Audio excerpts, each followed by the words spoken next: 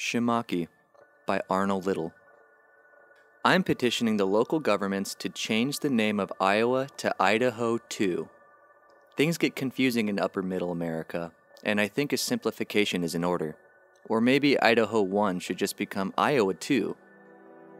In any case, I've been looking at maps, the big ones found at the Bureau of Land Management. I unroll them across large tables and cluttered offices and pore over latitudes and longitudes with my magnifying glass. I rub my chin and go, I've been collecting testimonials from confused travelers who set out for Idaho but ended up heading for Iowa. Baffled Oregonians who wanted a quick hop over the border for Denny's and ended up in Nebraska somehow. Simple folk, found with their heads stuck out of their car windows, screaming into the sky and shaking their fists at God when their supposedly 3-hour drive just never ends.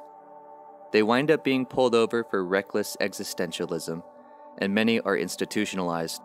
The experience breaks their minds, unfortunately, and they never really recover. The scientific community at large is either blissfully ignorant of this madness, or worse yet, in the pocket of Big Highway. Yes, of course there's a conspiracy. Mustache twirlers gather in occult orgies on moonlit nights and draw up plans to give states similar-sounding names. It's obvious if you know what you're looking for. Think about the tourists who wander about in confused herds asking about the local history of places. They don't know where they are. They've been swindled into being in the wrong state, bilked of their gas and knick-knack money. The lucky ones return home unscathed and say in their country accents, "Oh, me and Martha had such a swell time in Idaho. Why, we even saw Albert the Bull." You fools, that was Iowa. Sometimes I lie awake at night in fear and righteous indignation. I fret around my house and peer through the blinds, looking for signs of the corporate lawyers who stalk my intellectual properties with their private investigators, just waiting for me to slip up so they can drag my reputation through the mud.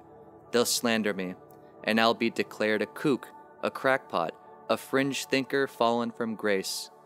Look for me in the papers. They'll say I'm a danger to the community, a headline-worthy menace. I'll be pictured on the courthouse steps, big map in hand, with journalists crowded around me and a fist raised defiantly in the air. I'll never be confused again. Just as soon as Idaho 1 becomes Iowa 2 or Iowa 1 becomes Idaho 2.